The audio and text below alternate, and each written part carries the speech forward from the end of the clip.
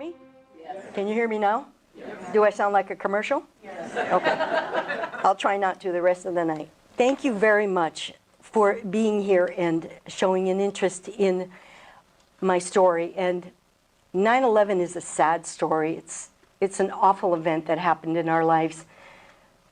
But so much good came out of that. And I want to share with you how that event changed my life, and with God's grace, what I did when I went to New York. So I have a PowerPoint presentation. We've got some videos. You'll be crying. You'll be laughing. So hopefully you'll enjoy this. We're going to turn the lights out. Ooh, I hope I can see what. And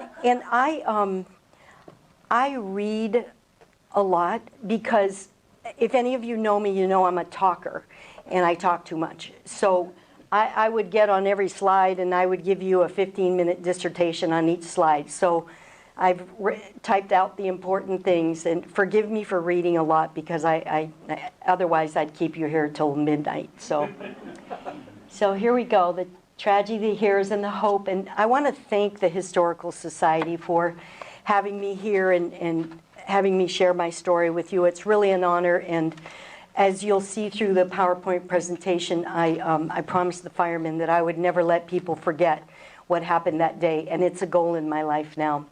And thank you. And so here we are 18 years later, and thank you for sharing this with me. I appreciate it, and I know the firemen do. So I believe that 9/11 will be a day that we remember where we were and exactly what we were doing when we heard that the Twin Towers in New York were brutally attacked by terrorists. It affected us all so deeply in so many ways. I'd like to share with you how that day affected my life, what I have learned about God's grace providing for me to help comfort the friends that I made in New York, also to spread to the world acts of kindness, hope, and to never forget. Here's my story about the tragedy, the heroes, and the hope, and I call it the power of one. Good, it's working. I would like you to understand my motivations after 9/11 to do what I did, so I must back up several years in my life. So here goes. I owned an Italian restaurant in Tustin called Angie's Cuisine Italiano for 22 years. The restaurant was a fun place to go, and on many nights you would see customers up doing the bunny hop, Macarena, hokey pokey, singing Amore or Mac the Knife, and just having fun. This gentleman was having spaghetti, and I took a trash bag and put it over him and his shower cap and the rubber gloves so he wouldn't get spaghetti sauce on him. We were often doing funny, crazy things like that. I think that's why people enjoyed coming. So here's the bunny hop. I had printed up the words to the song Amore, Mac the Knife, and I would pass the song sheets out to the customers in my restaurant, and we would have a sing-along. Little did I know at that time, this singing and dancing would take me 3,000 miles away to try and help to make firemen laugh, if only for a few moments after experiencing such an unbelievable event in our nation's history. During those years, as you probably know, we had 2 Marine bases, Tustin and El Toro. After being very involved with the city and being CEO of the Tustin Chamber of Commerce, I became the liaison between the city and the Marine bases. When my duties representing the city were over, I continued my involvement with the Marine bases, building many relationships and friends over the years. On Thanksgiving for 18 years, I fed 750 Marines and their families a free Thanksgiving meal in my restaurant. This picture is a shadow box of the patches representing all the squadrons at the Marine base. And this is all of the colonels this is all the colonels presenting the shadow box to me in the front of my restaurant. The Marine Corps became a very important part of my life. If you ever drive by my house, you will always see the Marine Corps flag and the American flag, not just on the holidays, but 365 days a year.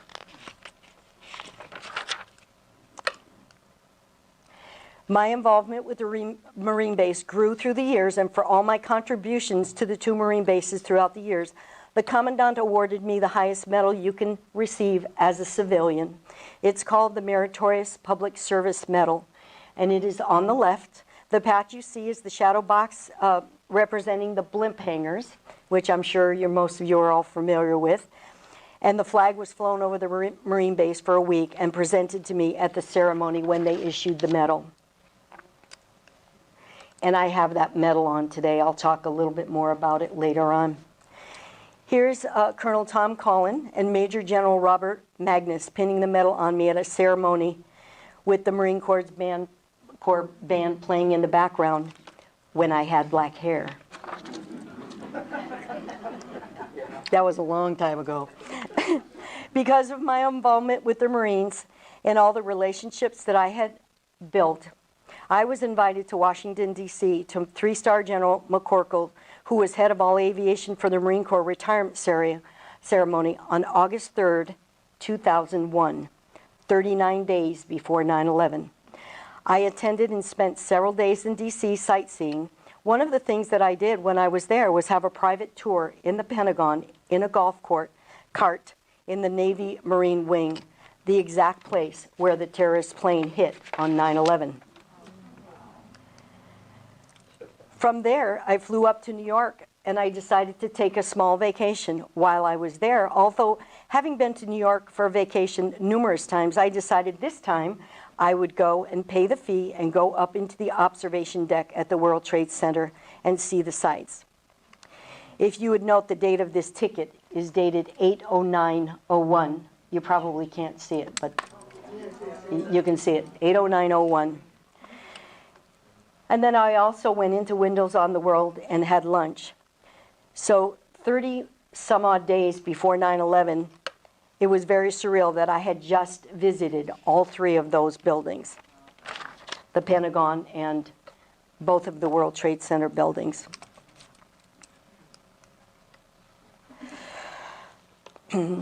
About 38 days on that fateful day, all 3 of those buildings I had just visited had been attacked.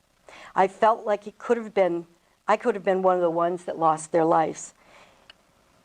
It could have been any one of those days that I was in those buildings. This attack was the greatest mass murder in the history of the United States. The response was also by far the greatest rescue operation in the history of our country.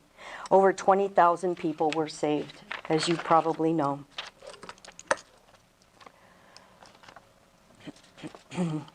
Saved because what our firemen ran into, saved because what our policemen ran into. Our uniformed officers were running in to save the people when people were running out. We must never, ever forget that.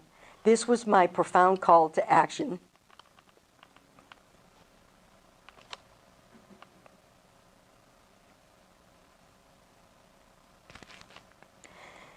Nearly everyone in this great nation felt compelled to do whatever they could to express newfound patriotism and help in any way possible.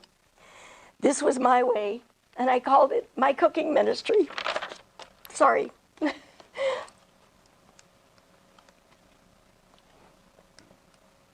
Come on. There we go. So one evening, about a month after 9/11, one of the local restaurants by the name of Jim Cass came in and ordered a pizza. We started to discuss the tragedy of it all, and I expressed the desire to do something, but I had no idea what I could do, since there were thousands of people flocking to New York and volunteering.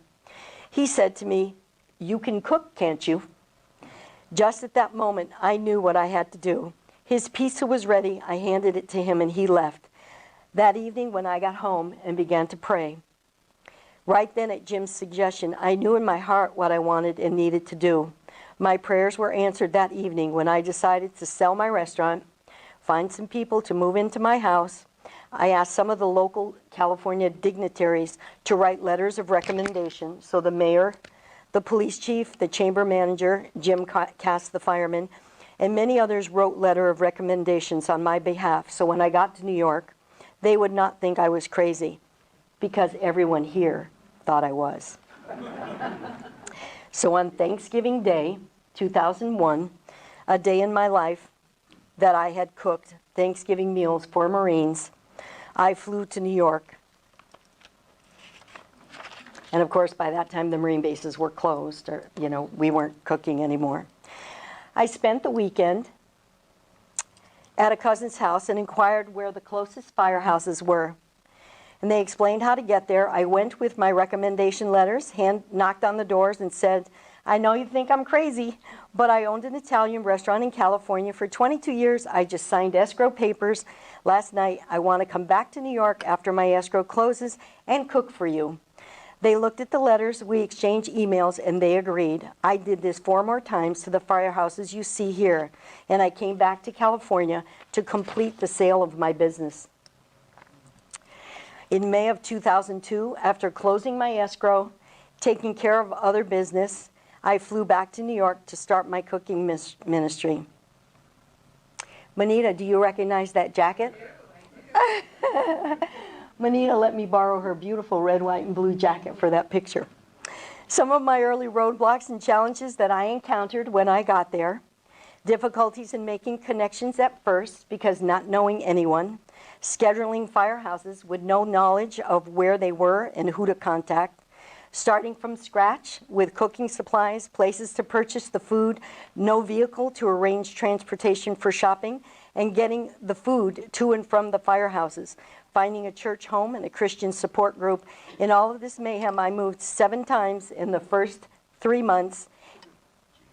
And when I could not find a place to settle, a total of 12 times in the 2 years. The first day that I arrived in New York was the day of the ceremony of the cutting down of the final beam. This beam represented for a lot of people their families and the bodies that were never found. I was honored to be invited by the firehouse that is right on the Trade Center property, and it's called Engine 10, Ladder 10. I'll be referring to it a little bit later. It's called the 10 House. It was a sobering day, and I knew that I had made the right choice. Ironically enough, the very next day, I cooked for the firehouse in Hell's Kitchen. This is an area in New York, just in case you don't know that. Engine 34, Ladder 21. I cooked for 4 other firehouses in the next several weeks. Here's one of the firemen, and he's zesting a lemon for the dessert we were making. They were always so willing to help. My intention when I left California was, I was told by a very reliable source that the YWCA was about $35 a night. Well, when I got there, I found out it was $75 a night, so that changed my whole plan. Way above what I had budgeted for, but I knew for that kind of money I could rent an apartment, so I started my search. I continued to cook while I began my search for places to live. After a month or so, not finding a permanent home, I was in tears. I called my friends in California and said I was coming home. I was running out of money, no place to live. I had cooked for 5 or 6 companies, didn't know what to do or where to go. The Lord and the universe was not providing, I thought. My friends encouraged me, told me they were all praying for me and to keep the faith. I was representing so many people in California that could not be in New York with me. So many of my friends who had jobs, husbands, children, and families and could not leave. However, I was able to pick up and leave after I sold my restaurant. The very next day, I found an apartment of a lady who was going to Korea for 4 months. So then the real cooking began. Here we're all pitching in. As you can see, some were doing more than others.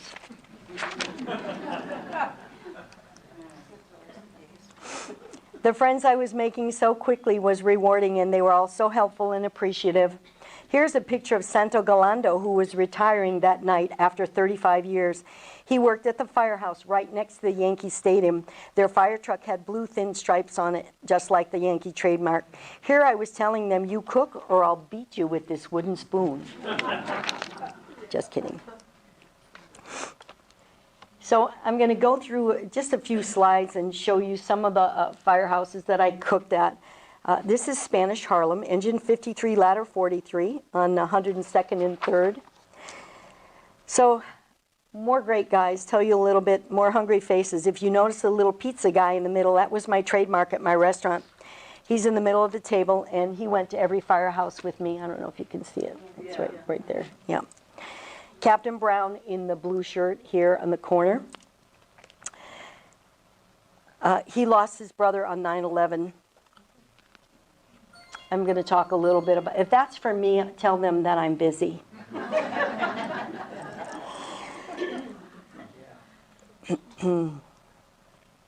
And then Battalion Chief Collins is right here on the left.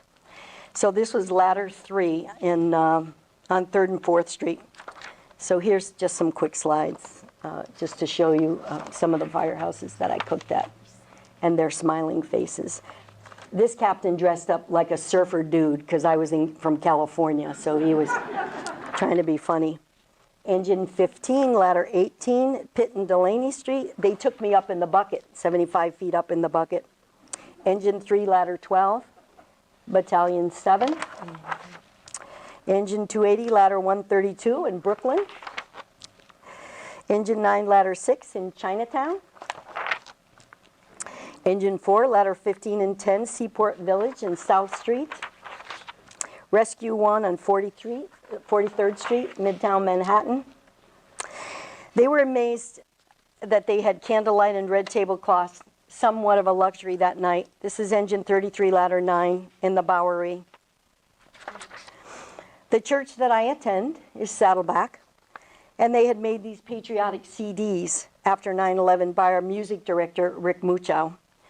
When they heard that I was going to New York, they gave me case after case, and I gave one to every fireman that I cooked for. And this towel was purchased by my good friend Sherry Larson's daughter, Nicole. She had them monogrammed and I gave one to every firehouse that I cooked at. What was really fun was after the 2 years when I was going home, went back to all the firehouses and my towels were hanging in the firehouses. So it was really special to see that they honored my towel. It was really great.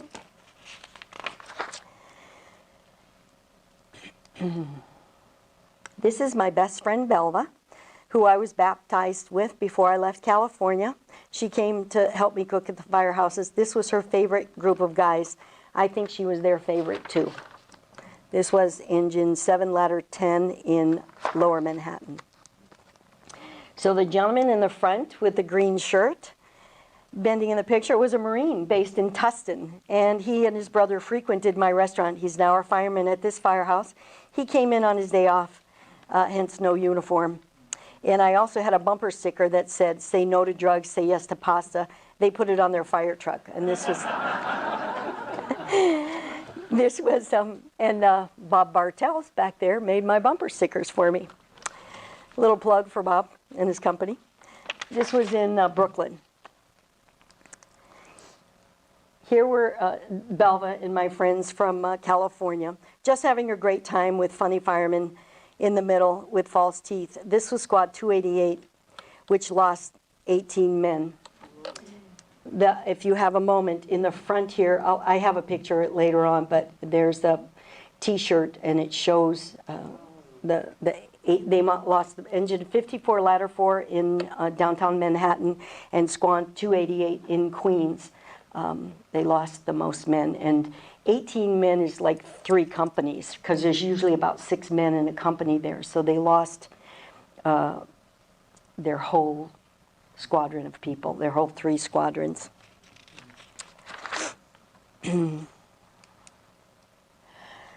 Lahoma, one of my other best friends, encouraged me for years to become a Christian and got into the water with me when I was baptized at Saddleback just before I left. She is standing here with Tommy Gabay. He's a fireman that designed and produced this poster. And what this is the 343 firemen that lost their lives. And Father Michael is depicted in the middle, of course, with the buildings. And he made this poster and sold it on the internet and gave it to the money to the fire department and the families. And Father Michael was not the first person to lose his life, but he was the first person that they recognized, and he was death certificate number 1. He was killed by falling debris when he was praying over a fireman. And all of the death certificates say homicide on them. Yeah. Yeah. So time to lighten things up a bit here. So my rule was, when you open my boxes, these boxes in the back here had all of my cooking supplies, and that's how I brought them to the firehouses. So my rule was, if you open my boxes that I brought with all the food, tablecloths, and equipment, you must wear the bunny ears and do the bunny hop. So this is engine 4, ladder 15 and 10. Here's another bunny, engine 33, ladder 9. Another bunny. We're going to have a video in a minute of the bunny hop. This is Pat Hastings. I went to a Mets game, and I think their stadium holds 45,000 people. Out of all of the people that I could be sitting next to at a Mets game, guess what? A fireman, this gentleman. This was one of the most firehouses. Watch when the lieutenant burns up my blender. We made him do the dishes. Okay, remember that I'm a restaurateur, not a singer. So here we go. Whoops. Oh, wrong button. Sorry. Forward. Forward. Forward. Forward. Okay.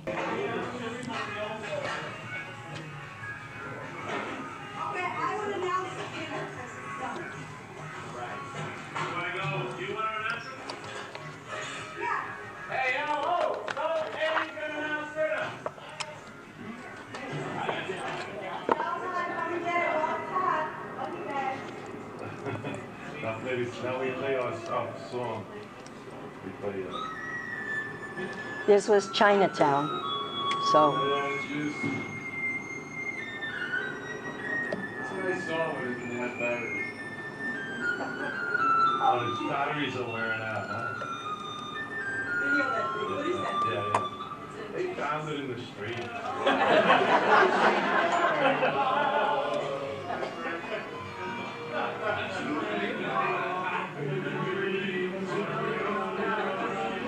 So this is what I used to do in my restaurant, pass out the song sheets and sing.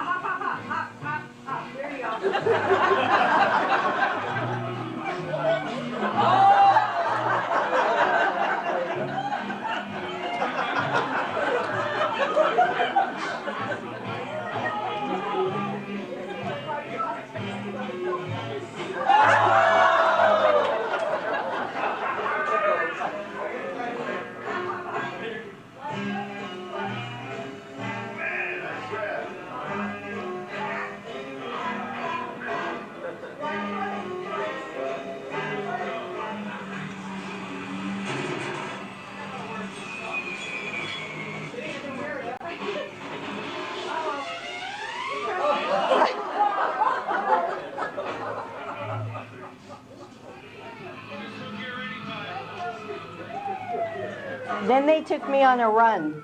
So there was a big fire in Harlem, and they took me on the fire truck with them.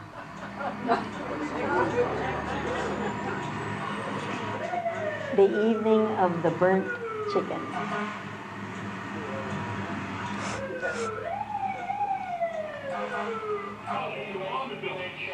You notice that this building and the building behind us is without power. Right. The elevators are on various floors with people in the elevators, ranging from children to old people to pregnant people.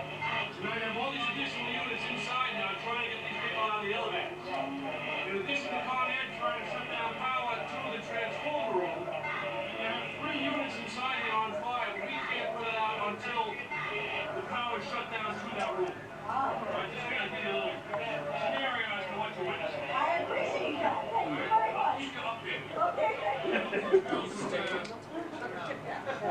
Rose turned off the oven. I hope they did too. They were supposed to. You gave them strict orders. Yep. So this is what the chicken looks like after you spend a couple hours at a fire.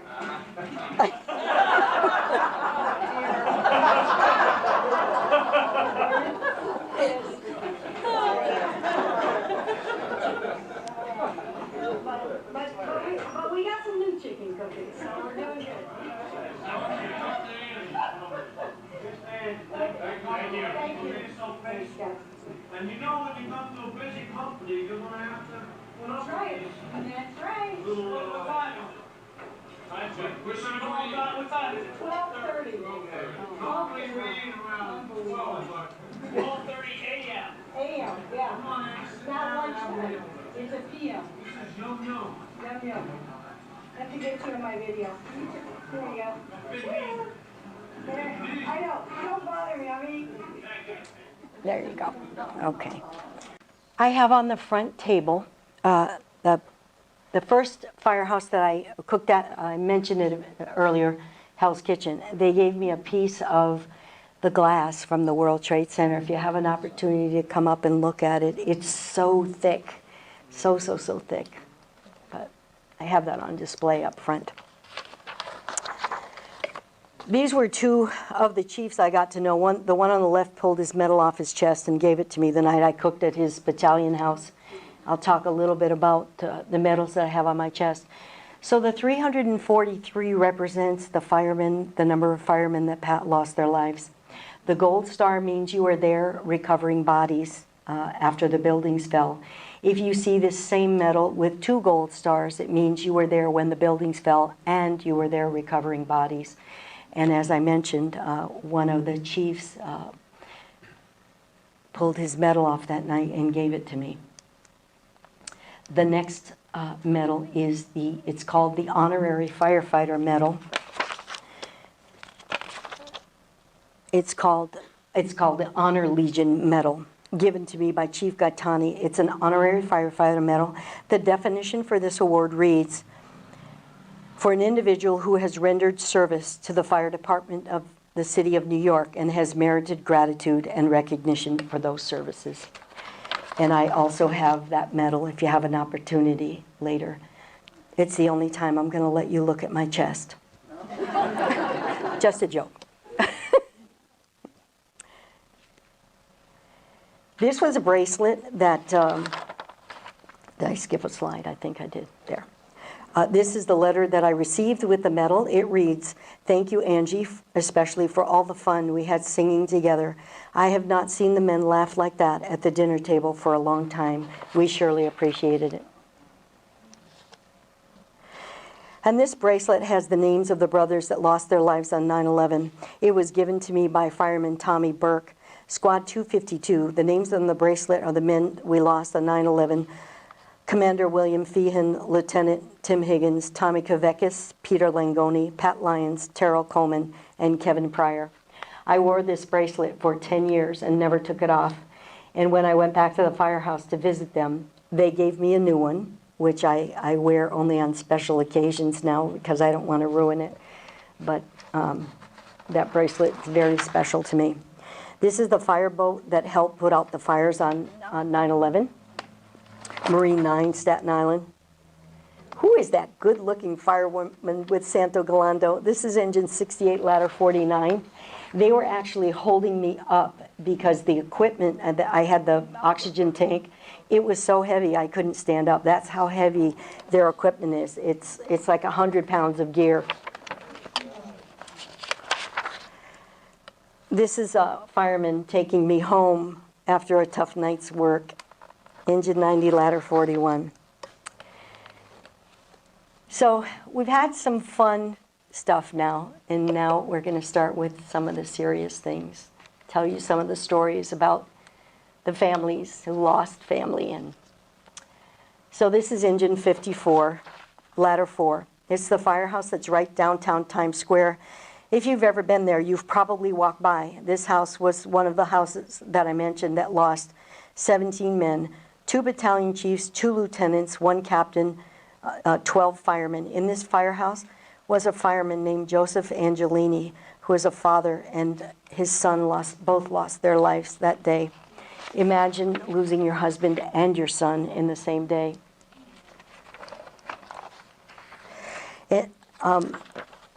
Every night when I cooked at each firehouse, I took pictures and I videoed.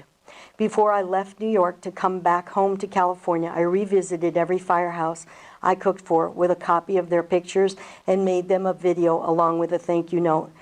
This was about 2 years later when I experienced many of the memorials that had been erected. This memorial was Engine 33 on 58th Street, right by Columbus Circle. This is a picture of that same firehouse, carrying up one of their brothers they had found in the rubble. The policeman in the front was the brother of the deceased fireman of Engine 54, ladder 4. The gentleman on your far right is Father Tipping, retired firefighter John Tipping. So many broken lives, so many broken hearts, so many broken dreams. I knew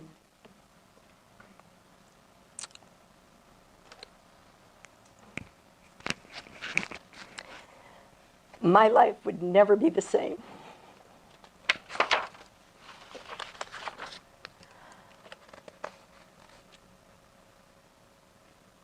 This is Rescue 1. The fire door painted is on the inside. Here's the other firehouse in Queens, Squad 288 that I mentioned. The t-shirt is up here.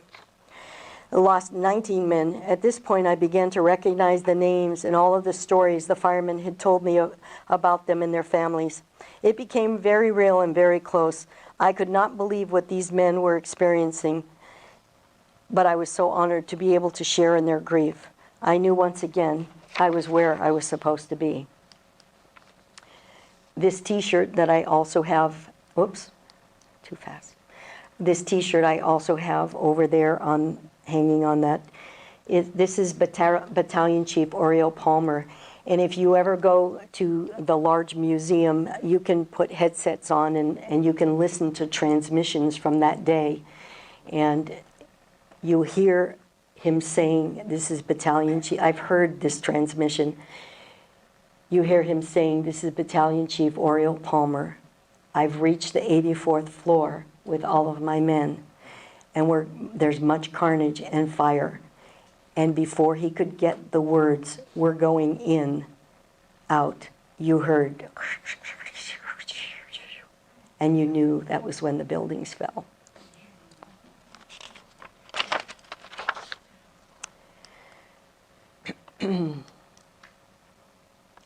The book these men are signing was a book given to me at my restaurant by Marine Colonel from the Tustin Marine Base by the name of Richard Bianchino. Before I left California, I did not realize what a huge part of my life this book would be. Every night when I cooked, the firemen would sign my book and write words of appreciation. My favorite funny saying was, who would have thought an Armenian chick would cook in our kitchen? This is Engine 7 and Ladder 10. This is some of the pages of the book that were signed, and they would find their firehouse and sign the book.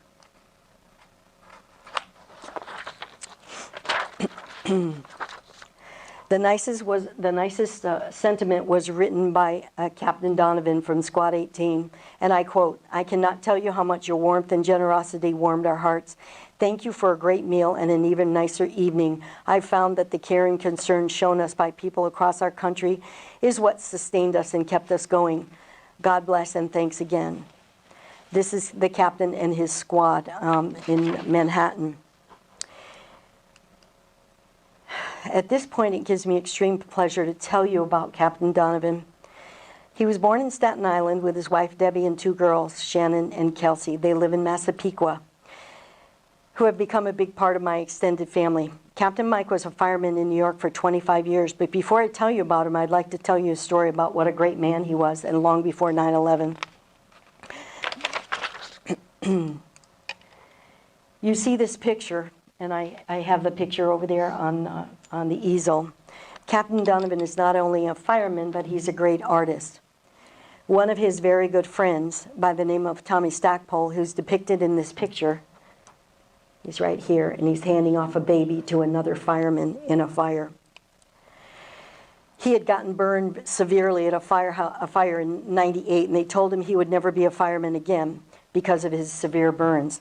Captain Donovan drew this picture and sold it on the internet and made whatever money he could and gave it to the Stackpole family.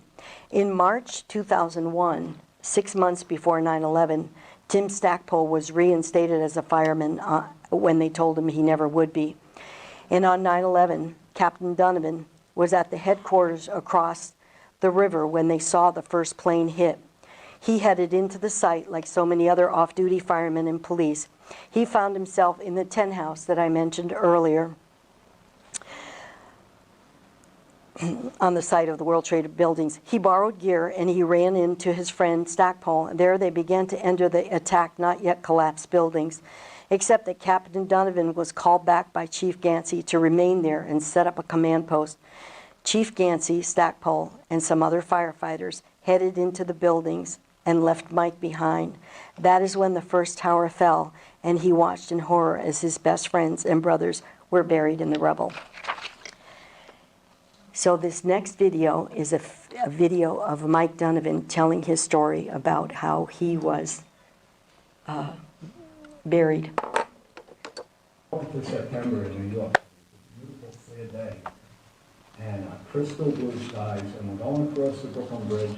This is two minutes after the first plane hit the trade center, and you really couldn't see the damage until you hit the middle of the bridge, the crest of the bridge. And as you came over the crest of the bridge, you could see the damage, and you could see that there were 6 or 8 or 10 floors of fire, an incredible amount of black smoke. The pictures that you see. And I said to myself, this was no accident, this was no small plane. And like any firefighter will do, the guys here, same thing, I started to size up the situation. I had to start formulating my tactics and strategy. All right, I had to look at the direction of the wind. I had to, see where the fire was in the building. You have to gather as much information prior to getting to the scene, and that's what I started doing. And when I look back on it later on, I said, I must have been crazy to think that we could ever even approach this fire. There was just so much fire. Each floor in the trade center was 200 feet by 200 feet.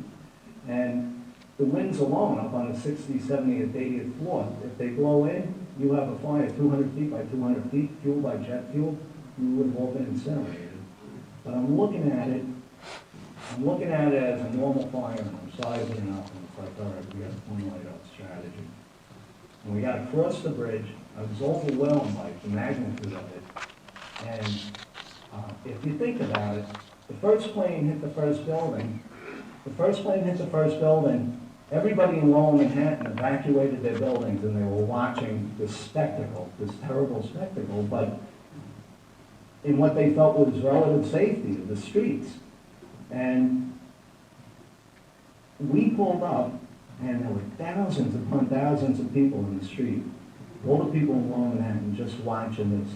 And with that, we parked on the east side of the Trade Center on Church Street, directly across from the South Tower. We pulled up, we parked. I realized, like today, I just have a white shirt on. I didn't have any of my firefighting gear, and I realized immediately if I was going to fight this fire, if I was going to work at this fire, I had to get firefighting gear. And I remembered that there's a firehouse right on the south corner of the Trade Center, penthouse that Angie was talking about earlier is just across the street from the South Tower on Liberty Street. So I said, I'll go there and I'll get gear. I had to get gear. You have to have gear. If you're going to be a fireman, if you're going to fight the fire, you have to have gear. And so I started walking south. I walked the half block south as I was making a turn onto Liberty Street to go to the firehouse. The second plane hit, and it flew up over my head, and thousands of people in the street. And I heard the plane coming in. I never saw it. It came in quick. I was on the east side of the building. It came in from the south. I was so close to the building, I never saw it coming in. But to this day, when I have planes flying overhead low, or I don't see them, it's very upsetting to me. You know, that sound has stayed in my mind. And there was that tremendous explosion, and I looked up and the entire sky above me was a fireball. And the other officer I was with asked me afterwards, he goes, do you remember feeling the heat? And I was like, I really didn't. He goes, because I could feel the heat from the fireball. But with the explosion, everybody, thousands of people in the street ran for their lives, because now, in addition to the fireball, parts of the building, parts of the plane, everything started coming down around us. And we were literally in the death zone, and everybody ran. And, you know, brave fireman, I ran like a little girl. And it was, you had to get out of the zone where everything, one of the pictures really shows all the debris coming down. And I remember seeing in the street, aircraft landing gear, whether it was from the first plane or the second. The man was running next to me, and I remember him falling, and I went to help him up, and the back of his head was open. And it was just, you had to get out of that, zone. And it was just overwhelming. It just overwhelmed your senses. And I got about a block, and I said, all right, you got to get back in the ballgame. You consciously got to get your wits about you. You got to get back in the ballgame. I'm at the command post. I'm listening to the radio, and the first thing I hear is it's an incredible transmission. It was that the elevators were free-falling. I got a mayday for elevators free-falling. And in 23 years, I've never heard this. This is just something that doesn't happen. And with that, I started to look up to tell the chief of the department that I had a mayday for elevators free-falling. And this is with firemen in them and civilians in them. And I started to say chief, and with that, the South Tower started to come down. And all of us at the command post, everybody at the command post just started, right behind us were the underground parking garages, and everybody, the sound was tremendous, and everybody just ran for the underground parking garages, and I never got to look up. I never got to see the South Tower coming down, but I had a good idea if everybody else was running that I better run too. And so I started for the underground parking garage. I fell. I got up. I thought I was okay for a second, then I said, I got to get in these parking garages. And with that, I guess the percussion from the building coming down, it took me off my feet like a big wave. And it just blew me down the parking garage ramp. And the dust came rushing over, and the debris started to pile up in front of the entrance. And there was zero visibility. The noise was getting louder. I was laying there flat. I couldn't breathe. I couldn't get up. I was sure that any second that the roof of the parking garage was going to come down on top of me. And all I could think of, it was one moment I was really overwhelmed with a tremendous sadness. And I thought I was never going to see my kids again. And that was all I could think of, was that I'd never get to see them walk down the aisle. And it was all, they always say, the moment of your death, the light flashes before your eyes. And all I could think of was I was never going to see my two little girls. And I lay there, and the dust collected over us.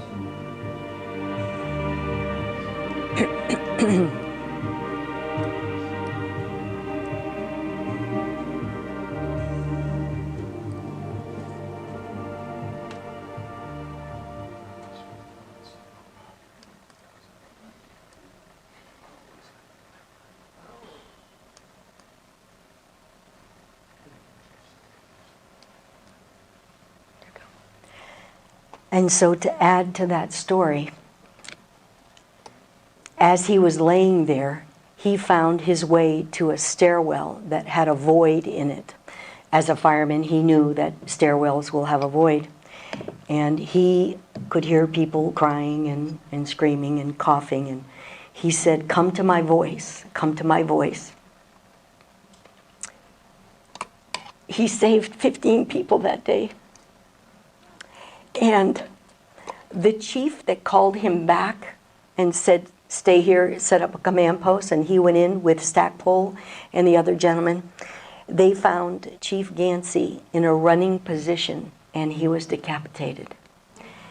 So Mike felt like that would have been him. So Chief Gansey saved his life. So he's a great guy. This Requiem book was given to me by Captain Donovan the night I cooked at his firehouse, and it's signed by the photographer Gary Susan. Gary Susan was the only photographer that was allowed into Ground Zero to take pictures when they were finding and recovering the bodies. I'd like to tell you some stories about the families in this book. This is the Guidel family. One of the brothers is missing. Gary, an Eagle Scout, former Marine, decorated firefighter with Rescue 1. It's not uncommon for generations of families to follow in footsteps of their dads and grandpas in the FDNY. Gary was scheduled to be off on September 11. He was due to retire in 7 weeks after 20 years of service. Pictured here is Papa Paul Guidel, a Korean War veteran, a retired lieutenant with Rescue 1, and his 2 sons, Michael, also with Rescue 1, and Ralph, a retired FDNY. This is Captain John Vigiano. I've blown this picture up here. It's right next to me. Many battles he's faced in his life. A former Marine, retired FDNY captain, winning a battle with throat cancer in 1980.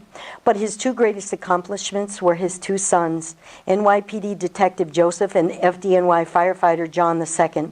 Proud does not begin to describe the way John speaks of his sons. Joe the detective had on 3 different occasions been hospitalized from bullets, nearly taking his life. He became a detective at age 24.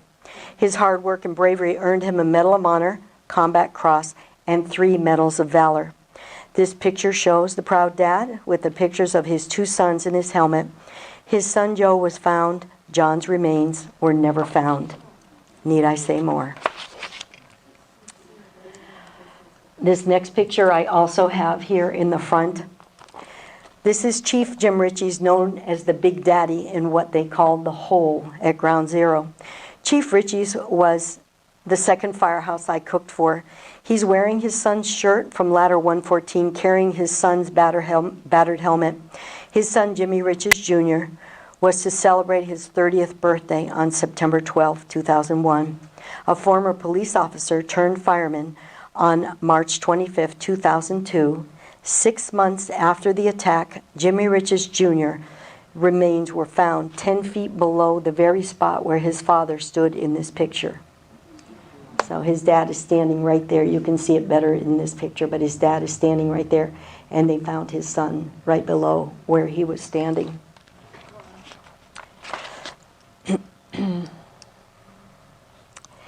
I'd like to tell you a few more stories. A girlfriend of mine got us tickets to The View with Barbara Walters. We entered and sat down. There were probably 250 people in the audience. So once again, I'm making conversation with the lady next to me, and she had told me that her son was lost in the Trade Center, and Barbara had invited her as her personal guest. Yep, you guessed it. He was a fireman. I had just cooked for his firehouse the Thursday before. I recognized his name. Now that's 2 times I'm sitting next to firemen or their families. And his name was Stajek, which is an unusual name. And so I remembered that name. And so when I met her, I was just shocked that I call it a God thing, that I was sitting next to his mom a few days later. This is Chief Rocky. She's the first female chief in the firehouse. She spent about 2 hours with me, walking me through the firehouse, telling me, explaining every plaque, every picture, where she was on 9/11. This is my bumper sticker. Say no to drugs, say yes to pizza. And then I had another one that said, Say no to drugs, say yes to pasta. So this is Captain Raquel Jones, Engine 4. That was in Lower Manhattan. This picture is Sergio Villanueva with his mom in front of the World Trade Center as a child as it's being built. On 9/11, he was one of the firemen who lost his life. His fiancée made a book tributing his life. He was a police officer. He switched to a fireman. Here are some of the pictures of this wonderful life, so brutally taken away. His family. His girlfriend made this book, and it's just an amazing book. And there he is as a fireman. And they had just gone to Cancun, and they had just gotten engaged, and so she asked his mom if she could change her name to Villanueva, and of course she let her. And the last page of the book says, "A great soul serves everyone all of the time. A great soul never dies. It brings us together again and again." And that's Maya Angelou.